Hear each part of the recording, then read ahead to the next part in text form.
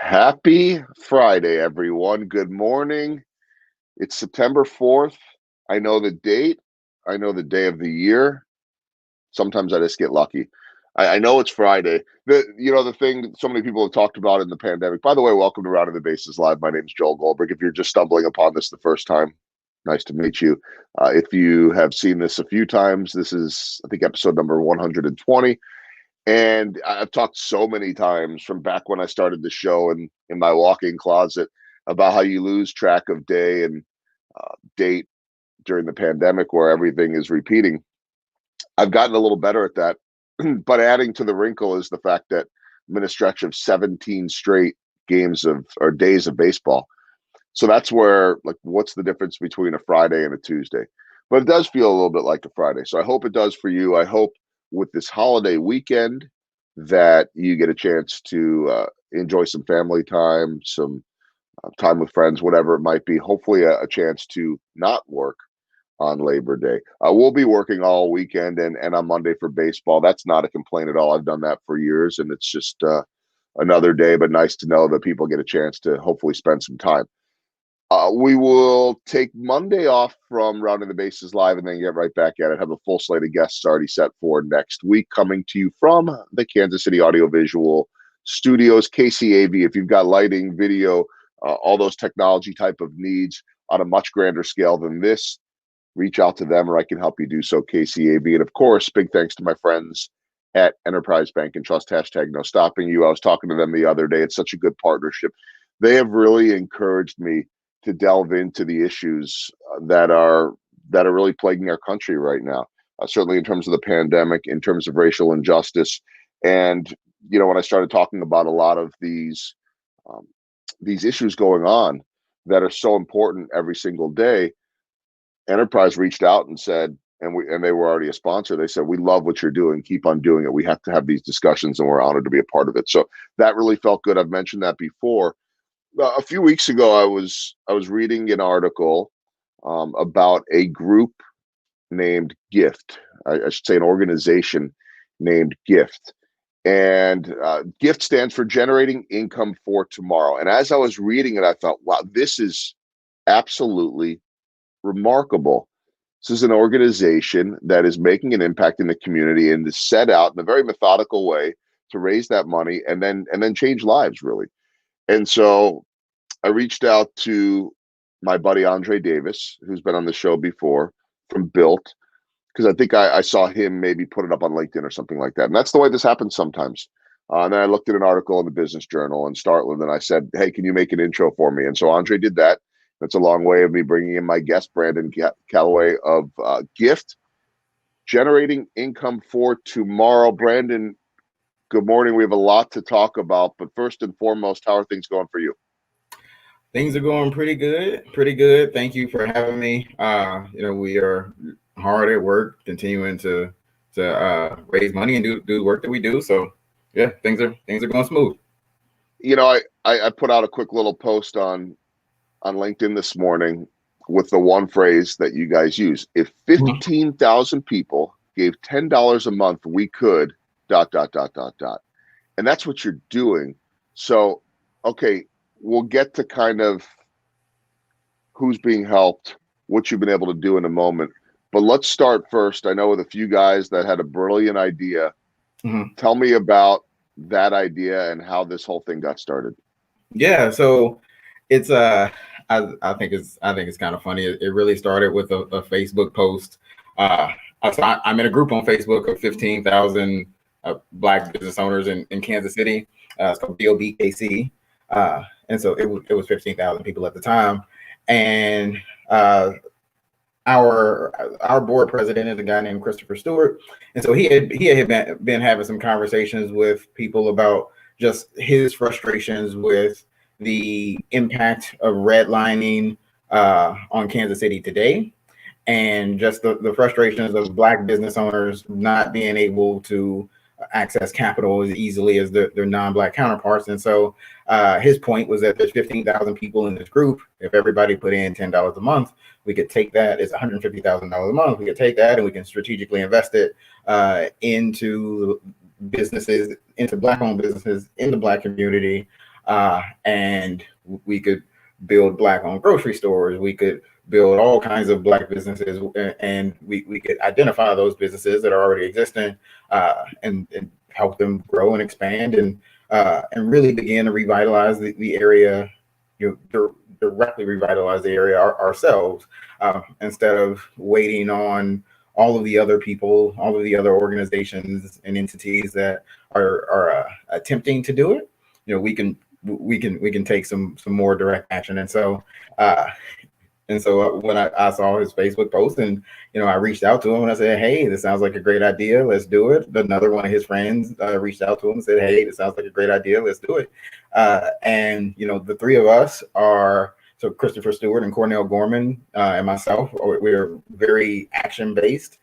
So we had the idea of talk through a lot of the details, and then made moves. Just decided to roll on it and go. And it has been a great journey. We've seen a lot of support, and it was a clear need in the city that nobody else was tackling. Because we are specifically giving out grants to Black-owned businesses. So we're not doing microloans. We're not buying equity. We are providing grants, and it was a clear need that nobody else was doing. So yeah, that is kind of where that idea came from, and our biggest push is still, if 15,000 people come together, because we're not, it would be nice if one or two or three really wealthy families came and dropped a few $100,000. That would be great. But the idea of the power of all the individuals, the difference that I can make with my $10, by itself is not much, but the difference that I can make with my $10 if I partner with 1,000, 2,000, or even 200 other people is big. So. Well, it kind of reminds me of when you see some of these sports franchises that have, or an organization, any company for that matter, where everybody has a small stake in it, and you may not have that massive voice, but yet you're part of something that is much, much bigger. That's just the first thing that comes into my head. I know it's not totally accurate, but I think that there's something to that, of feeling the pride of being able to contribute. So you're talking about, and I don't mean to sound too infomercial like you're, for just $10 a month and $120 a year, and this made it. But think about it really, and we'll let people know how they can get involved, because I want to help and encourage people to do that. $120 a year, and you have an opportunity, whether you're Black or white, by the way, to help reduce the racial gap in your community. That's powerful, and I'm sure that you would love that $200,000 or $300,000 donation. I'll do this on your behalf. If you're watching right now and you want to do that, by all means, let me help you get a hold of G.I.F.T if you don't know how to do that. But with that said, to me, it sounds like you guys were saying, we're not waiting around for that. We're going to take action and do something right now. Right. Exactly. And because you said not to sound too infomercial, but the reality there is that we've talked about it like that before. I was having a conversation with somebody else, and they Chris often says, $10 is a McDonald's meal, or $10 is maybe a coffee or two a month. And if you can spend $10 on fast food or coffee, then maybe you can also spend $10 on creating a system to dismantle systemic racism here in Kansas City. And so yeah, there's definitely an infomercial feel that goes with it, but it's a real thing. Yeah, it's probably the wrong word too. And by the way, I love when we can make up words. I think I did it first, infomercially, because everybody knows exactly what we're talking about, right? But this isn't an infomercial to me. I mean, it's well, if it is, who cares? But it's not. I mean, this is a truly amazing movement here that I think that people that don't know about it, if they didn't, hear about it, didn't read the article in Startland or Business Journal or the other places that you've received publicity, would be interested in finding out about it. I want to go back to one thing though, real quick, Brandon. When you jumped in and got a hold of Chris, and so now it's you and Chris and Cornell. Did you know those guys or no? No. So I'll say, so Chris made the Facebook post. Cornell and Chris grew up together. They went to high school together, and so I saw what Cornell saw what Chris was doing, and he reached out to him, himself, and then and at the same time I was reaching out to Chris, but I have never had a conversation with Chris before that. I'd never seen his name, never had any communication with him before that at all. It was just, for me, I grew up on the east side of Kansas City. I've always had, ideas and thoughts about what community revitalization could look like that wasn't really just a slow trickle, that wouldn't take, another 50 to 100 years to really make a big impact. And so when I saw Chris's post, sat on it for probably, an hour, thought about it, and it was just like, this is an idea that can have a really big impact on the city. And I can't not be a part of it. I knew that I had a specific skill set in nonprofit organization that could help get it off the ground and really get it going. And so yeah, it to me, it was no choice to sit there and not act on it. Yeah, because, oh, by the way, Brandon also has a job with the United Way of Greater Kansas City, right? And so there's that background you're talking about. How similar and how different is this in raising funds and doing it the way that you guys are versus your quote unquote day job? It's, I don't know. It is. It's pretty similar. I mean, we in both, we are talking to people about what they're passionate about and about how they can take steps to make changes. So yeah, it's somewhat similar. Yeah, I was just curious. I mean, some people have a, and no pun intended here, some people have a gift for fundraising, some don't, by the way, and I'll get into this more in the coming days and weeks, but I'm one of the Big Brothers Big Sisters honorees in raising money this year for their Most Wanted campaign, and so I am about to embark on that endeavor, and I'm not comfortable at fundraising, but I do think that when you believe in something and you're passionate about it, it has to make it so much easier. And you would have much more expertise on this than me. But I mean, this is something that moved you. You read a Facebook post from a guy that you did not know, yeah, and essentially went into business with him. Maybe not overnight, but pretty quickly, right? I mean, well, it was overnight. Overnight. Okay. It was overnight. He made the Facebook post April 30th. I reached out to him that same night. Our very first phone call with all three of us was May 2nd, and we filed our paperwork May 5th. So it was overnight. And I'll say, fundraising. Fundraising is literally what we're doing at G.I.F.T, but you could also say, like, because what we're actually doing is taking the idea that we had and telling everybody about it, and not necessarily asking them for money, but giving them an opportunity to be involved in what is a clear action step for addressing the systemic racism in Kansas City. There have been a lot of conversations that are nationwide, and it's easy when we're having those nationwide conversations to separate. I watched a a news story the other day where they were interviewing people, and somebody said, "Oh, that doesn't happen here in Kansas City. Like that is not a thing. Like that's not here in Kansas City. Maybe in New York, maybe in LA, maybe in all of these other places, but not here in Kansas City."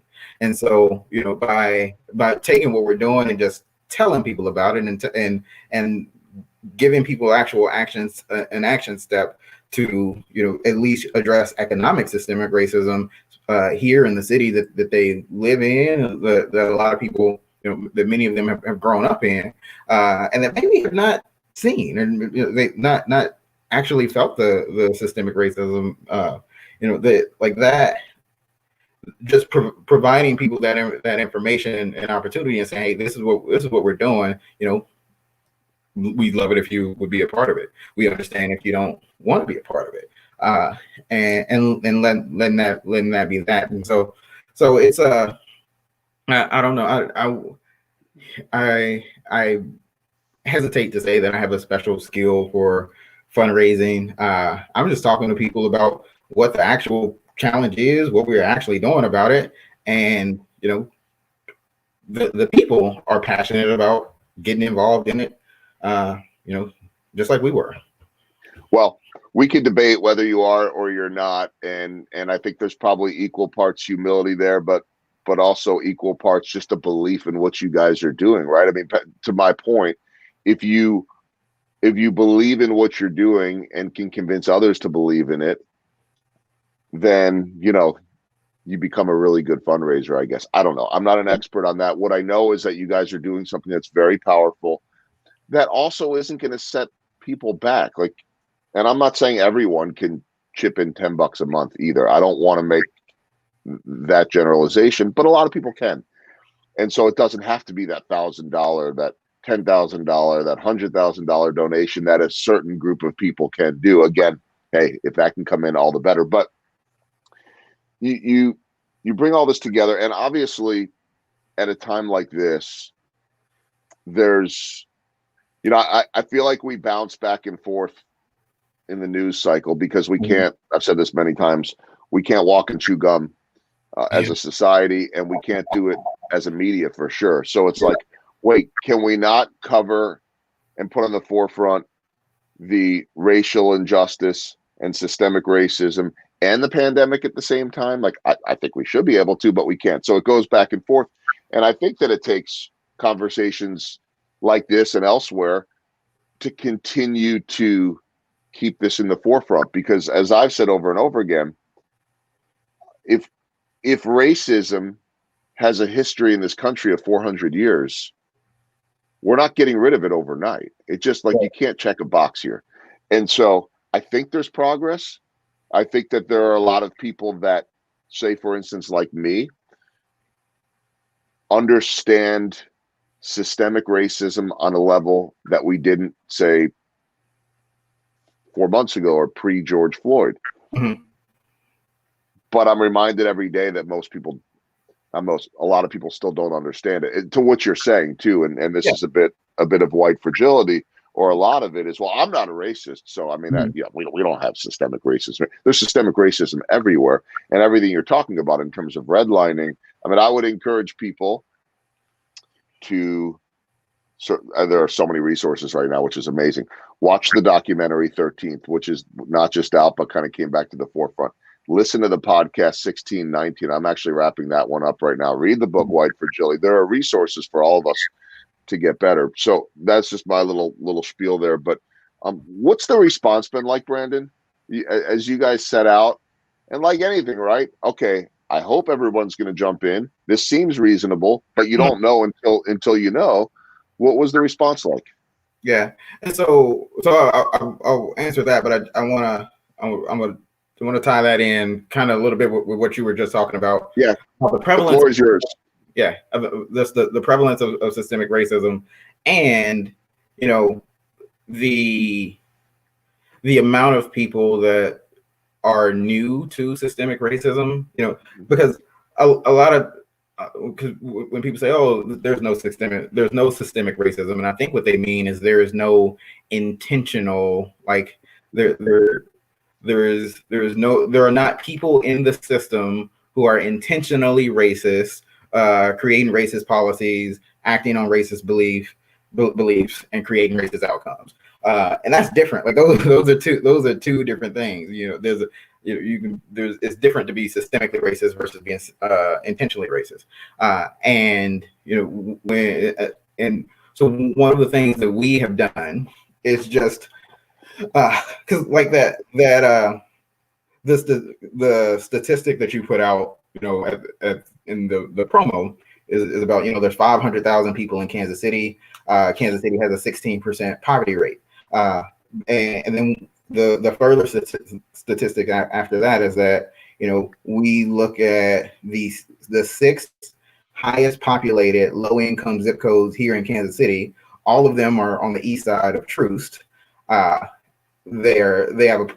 The population is 75% Black, and the poverty rate is 36%, which is far above that 16% average. And then when we look at the highest populated high income zip codes in Kansas City, all of them are on the west side or in the northland of Truth. And they're 91% white with a 5% poverty rating. And so one of the things we did was just tell people, hey, look, this is the statistics of the racial wealth gap right here in Kansas City, and which surprised people. I mean, and these are hard. When I looked at the numbers, when I did the data mine myself, I got it and I said, okay, well, I clearly made a mistake. And then I did it a second time and I said, okay, well, maybe there's something I'm not paying attention to. And I did it the third time. I was like, wow, these are really the numbers. And when we go back further than that, and we talk about where that came from, why is that? And if we look at what happened in redlining, where the east side of Truth was designated as a redlined area of a high risk investment solely because of the prevalence of Black people. And we look at block busting and white flight, where the white residents were encouraged and coerced into moving from the east side to the racially restricted covenants. We see how all of that, like how the intentional practices of creating these racially restrictive covenants, of creating this area where the white people are over here and the Black people are over here, and then reinforcing that with lending practices of, okay, if you own a home over here, we will lend to you to buy a house. We'll lend to you to start a business over here. But if you're on the east side of Truth, then you are less likely to get a loan at all. And so drawing that line between, that was the 1920s. This is 2020. Right.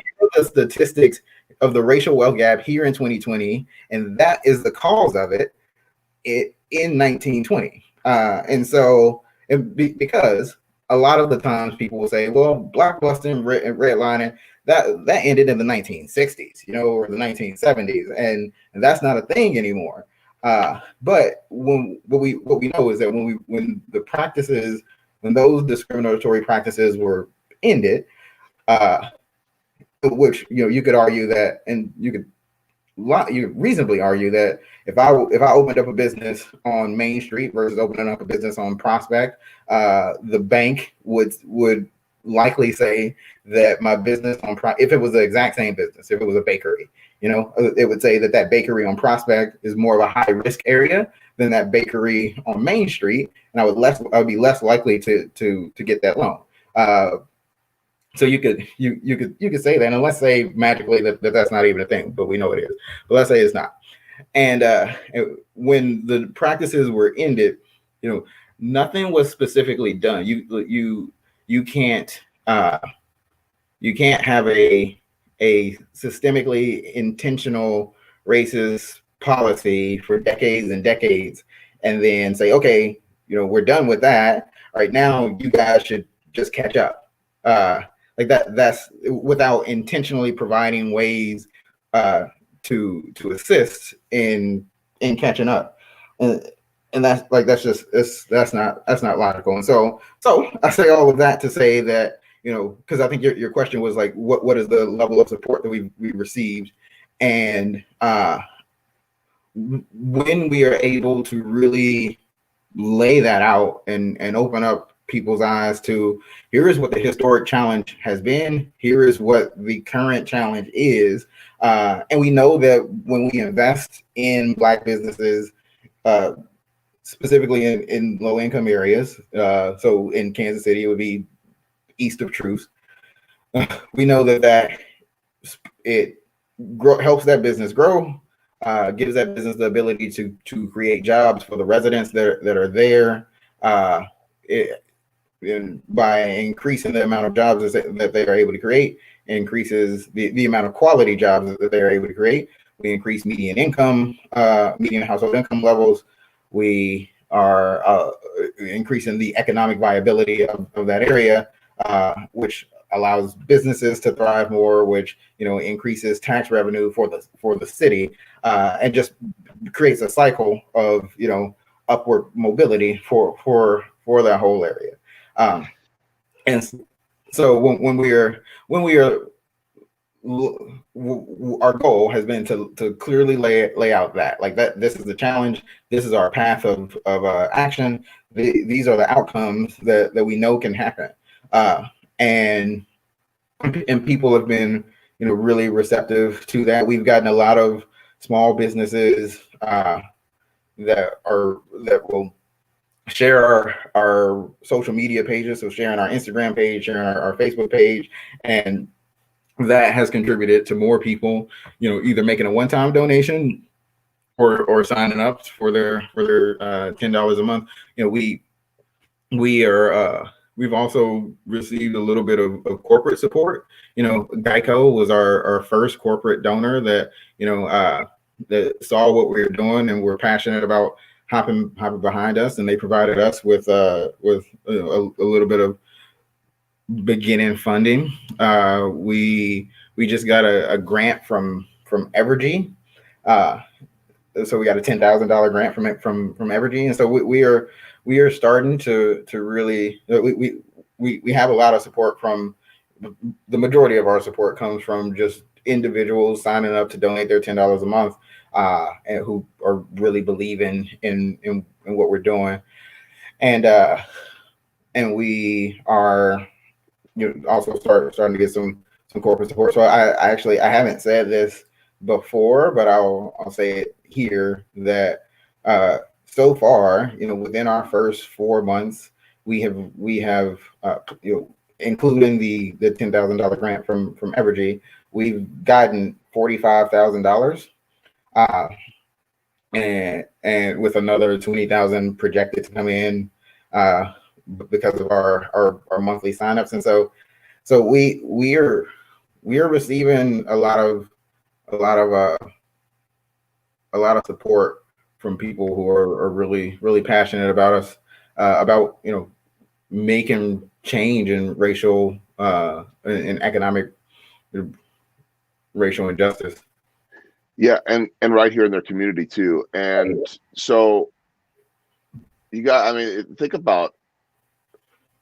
think about what you guys have done just in 4 months, and 4 months that is challenging for everyone. Yeah. With the pandemic going on. I mean, I don't care who you are, what your status in life is, where you live, what city, what color, everyone's been affected by the pandemic. So it makes it, to me, even all the more impressive what you guys have done. Although I would say, and it's just a little bit more commentary on my part, if you don't understand systemic racism, ask yourself the question, why this virus is affecting the Black community and the communities that deal with more poverty than others. You're not more likely to get this pandemic because your skin color is Black versus white.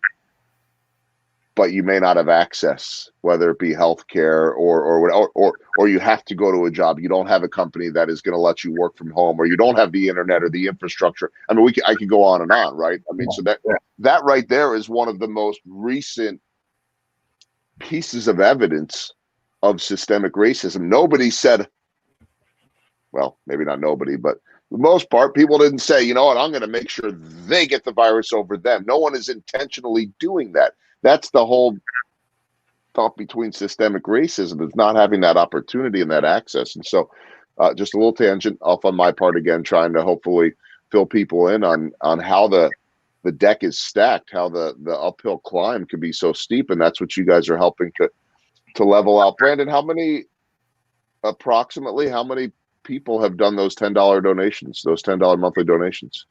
So the monthly donations, I believe we're at like 240 people have signed up for $10 monthly donations. We have gotten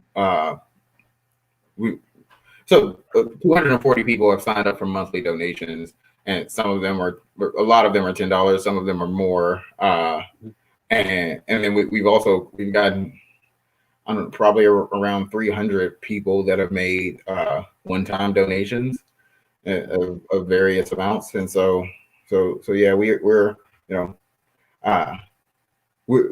which is inspiring. We've seen a lot within our first 4 months. That is around almost 600 people that have heard about us, seen what we're doing, and have jumped in to support. And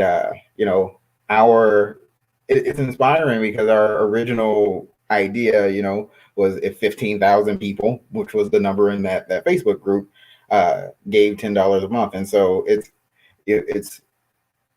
inspiring that we are 4 months old, but by the time we are 4 years old, we will continue. We will have continued to grow and grow and grow, and hopefully be hitting that 15,000 people number. And the amount of impact that we will be able to have will be astronomical. And so it's inspiring that we've gotten this many people jumping behind us in this short time frame, and that the potential of more people coming as we go forward is very inspiring. Okay, so let's talk about a little bit of where this money is going, or where it's gone, and what you've been able to do. I've got to think that if seeing the numbers and the people that are interested is inspiring, the end result, so to speak, of watching what this money does, that's the storytelling right there. I mean, that's where you say, look, we meaning everyone involved here.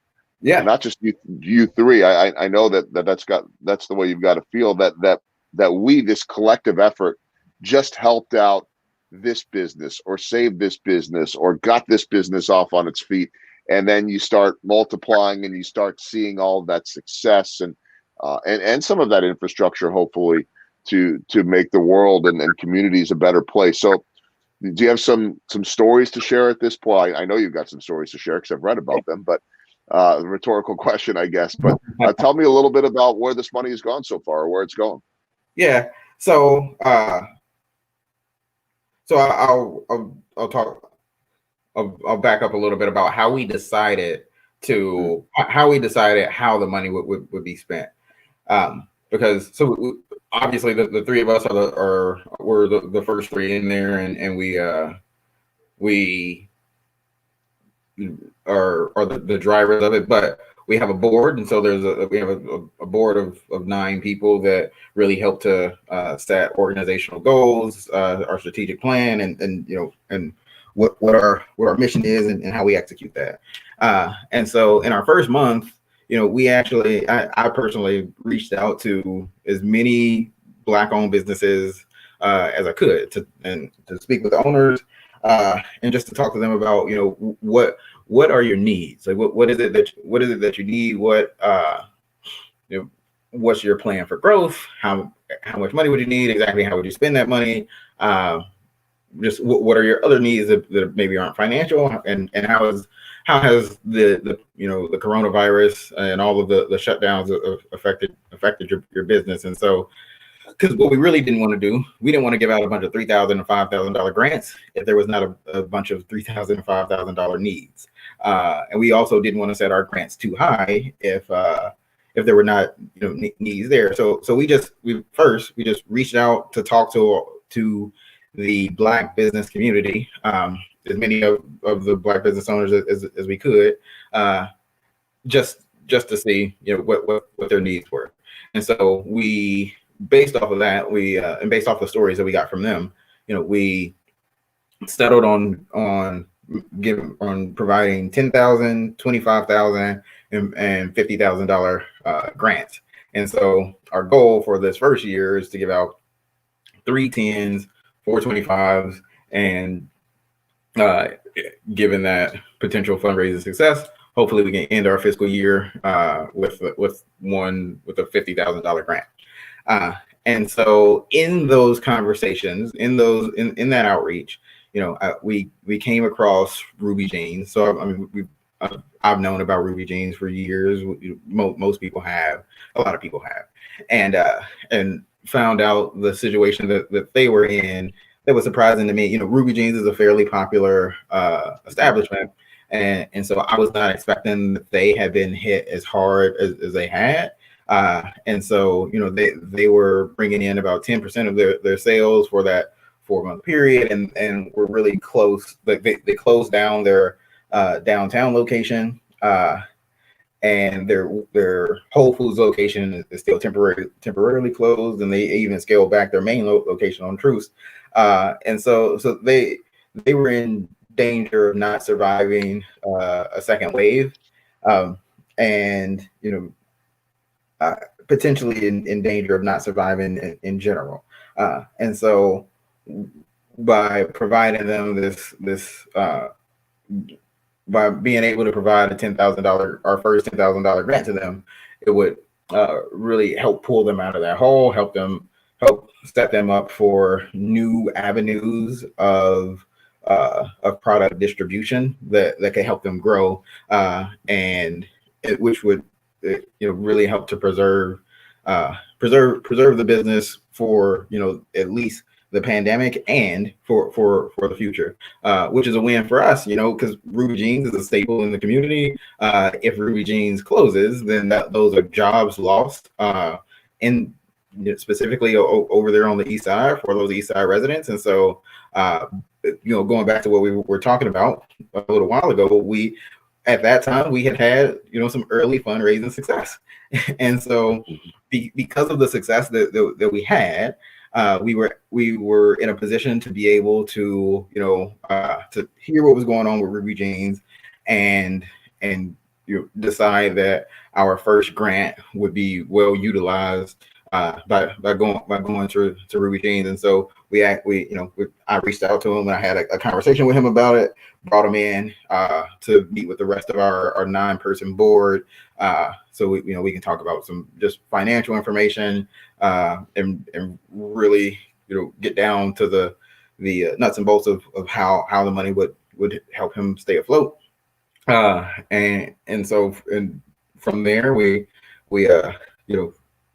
just made it official, and they are the first recipients of our first $10,000 grant, and so it's definitely been it's been great to see how we were able to help them and help make sure the Ruby, because they just hit their 5-year mark, and that $10,000 grant is going to help make sure that they are around for a few more years to come.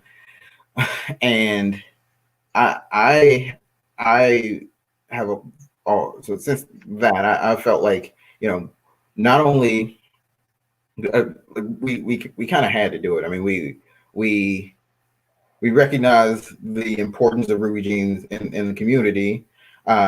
We have made this pledge to Black business owners about the role of G.I.F.T in the community, standing with them, and just being there to be able to help out when we can, and then also to our donors, to the people that we reached out to and said, hey, this is the challenge in Kansas City. This is what we're doing. Join us in this. And what we really, really didn't want to do, I didn't want to spend a year fundraising. I didn't want to spend a year, get racking up $200,000 and then starting to give out grants when we knew that we had all of this money. While that, and I'm not saying there's no judgment on somebody that might want to do that, because it, like, that is a sensible way to go, but action, we didn't want to promise people that, oh yeah, we're going to do this, we're going to do this, we're going to do this, and just do nothing, because the reason that they gave us money because they wanted to see us actually produce results. Mm-hmm. And so it was important to us that we that we were able to take action and show action, because if, in my opinion, if action doesn't need to take a year, then it shouldn't take a year. If action can happen in 3 months, then it should happen in 3 months. And so not only do we owe that to Ruby Jeans in the commitment we made to the Black business community, but we owed it to our donors to take action when we could, rather than sitting on their hard-earned dollars that they decided to give us during the pandemic, and instead of taking action. So yeah, it was a definitely an inspiring thing to be able to do for the business, but also inspiring to be able to go back to our donors and say, hey, the chance that you took on us when we were 2 weeks old, we really paid off. Yeah. I forgot to throw this in earlier, but just a little emoji encouragement from Kiana Sinks, and she's usually chiming in on most days. So Kiana, thank you for your support. And I almost, and I think this is a bit of what you're saying anyway, but there's symbolism in the, first off, I love the fact that you guys just jumped in. It's like, we always want everything to be perfect and to be finished, and it's like, well, why can't you do something today? Why can't you do, and so, I think that's when I read the article too about the grant to Ruby Jeans. And so you guys, you get publicity out of it, which is important. And I'm sure that the grants over time won't all go to, companies, organizations that have as high of a profile within the community as a Ruby Jeans. So there's a lot of symbolism in out of the gate helping such a well-respected and well-known establishment like Ruby Jeans to say, look, like, this is what we're doing. And oh, by the way, all of you in the community can go and enjoy this too. Look, when you sit there and say Ruby Jeans is still in business and they're still going, that warms my heart too. As someone that doesn't live in the Black community, I love going to Ruby Jeans, and it's a phenomenal place, and we need more places like that, because that's, I know that's putting money back into the Black community, and that's important. That's all part of this. But that's selfishly speaking, that's a phenomenal place. And first off, now I'm giving Ruby Jeans a free plug here. I don't even know. I don't even know Chris. As a matter of fact, Chris and I were scheduled to do a podcast one day, and the timing all got messed up. So I've never actually sat down with Chris. But it's just a phenomenal place. Like, I'll go out of my way, if I'm not even in that neighborhood, to say, you know what, I want to eat lunch there, or I want to go grab a smoothie there, or a juice there, or whatever it is. It's phenomenal. Anyway, that's just my free plug. I can do it. It's my show, so it's okay. So last thing for you, Brandon, obviously you guys are still in the early stages here. There's tons of room for growth with all the progress that you've made. And as we've discussed, this is so easy for people to get involved. So the big question, anyone that's watching right now, and we'll share this, hopefully everyone, if you're watching right now, share this with your network, share this with your friends. this podcast, how can people get involved? Because I know it's really simple. Yeah, so you can go to kansascitygift.org and make a donation there, or you can simply text gift KC to 44321 and make it. You send that text message, you'll get a donation link right to your phone, and you can make a donation that way. All right, give me that text again. I'm going to pop it up on the screen. Gift KC, so just GIFT KC at 44321. Or text gift KC to 44321. Okay, so we'll do it like this. I'm running on the fly here, but that's okay. Yeah, there we go. All right, exactly. Okay, let's throw that one up there because that's, in this day and age that we live in, that's the quickest and the easiest way. People are watching this thing right now, and they could say, "Hey, let's just text gift to 44321." You make your donation, and you go. So, a lot of ways for people to get involved through the website or through the texting, or other ways, obviously, in terms of sponsorship and all of that. But I think that if you go to kansascitygift.org, you could track everybody down and go that route. Any goals for the rest of the year for you guys, Brandon? Just so we're planning on giving out $180,000 in grants total. So we obviously gave out that 10,000 already. We got another 170 to give out. So two more 10,000s, 425s, and that 50. Those are the grants that we built into our strategic plan. And so those are the strong goals for us for the rest of the year. We are also we're providing everybody that we give a grant to, we're paying for 12 months of business consulting. So not only do they get that grant, they get a one-on-one business consultant to help them for 12 months with marketing, with bookkeeping, and with staying on track and some creative thinking for their business plan to help grow that business. And then the other, so that's it. Those are our plans for the month. But the other thing that I want to say is about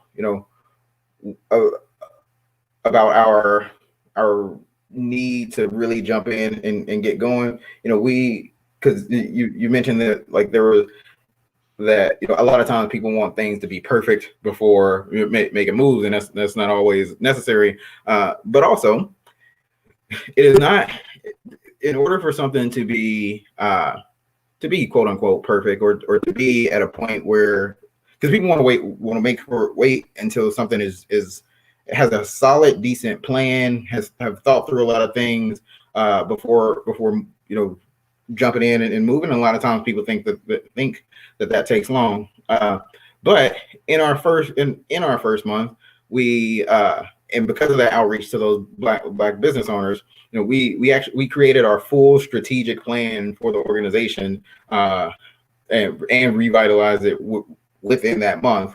Our annual plan, our fundraising goals and plans as well. And so the other thing, one of my philosophies is that if something can be done in a month, then it should be done in a month. And so the only reason to take a year on something is to create it, sit around, and then go back and look at it later. And if I can create it, pass it around, and everybody look at it, and we come back, if it can be done in a month, then it should be done in a month. So we have that strategic plan in place. We have a solid foundation in place to make sure that we are set up to really grow and build. So, well, one, I want to congratulate you and Chris and Cornell on what you guys are doing. I know you're just getting started, and what you've done in these 4 months, especially during a pandemic, is truly remarkable. And obviously that congratulations goes out to everyone that is committed to supporting it. So for anyone that wants to just chip in that $10 a month or more, kansascitygift.org. You can reach out to those guys and find out other ways to get involved too, and really just make an impact in this community, it's going to make the world better. It's going to make Kansas City better. This is an issue of humanity. This is an issue of having a powerful, strong, united community, and I don't know any simpler way to put it. So I hope that's the right way to put it. For me, this is a no-brainer, and you guys are well on your way. And anything I can do. I know you've got some other stuff coming up. We discussed briefly via email. Anything I can do to help in terms of a voice promotion, whatever it is, you let me know. I'm in, and so don't hesitate on that. And I really appreciate you sharing the story of G.I.F.T and the background and the goals and the hopes and some of the stories of others too. Brandon, congratulations on all the work you guys are doing, and keep it up. Thank you. I appreciate it. I appreciate you, reaching out and bringing me on and giving me an opportunity to talk more about what we're doing. I appreciate it. Well, let's keep the discussion going. And I couldn't be more excited about what you guys are doing. So Brandon, thanks. Have a great, safe weekend with the family, and we'll do this again soon. Yep. Likewise. All right. So Brandon Calloway and G.I.F.T. One more time, and before I remind everybody that Kansas City Audio Visual, no, actually after I remind everybody that Kansas City Audio Visual has helped me build this studio, and they can take care of all of your office needs. I just want to, as I wrap up the show, keep the text line up there, because I do think that that's the easiest way for people, or the quickest way for people just to, we all have those phones in our hands, right? Just jump in there, and you don't even have to go to the website, and just boom, you're in. So I hope you'll support G.I.F.T, support our community, and that's going to do it for another episode of Rounding the Bases Live. We're going to take Monday off for Labor Day, at least in terms of the podcast. Still be on the air for baseball. Be back on Tuesday. So thank you to all for watching. Again, if you'll share this with your friends, your network, share it on Facebook, share it on wherever you want to share stuff. Throw that link out there, YouTube, Facebook. I'll have links posted on LinkedIn too. And let's make an impact in our community. So that is going to do it for another episode of Rounding the Bases Live, presented by Enterprise Bank and Trust. Have a good, safe holiday weekend, and I hope to see you back here on Tuesday.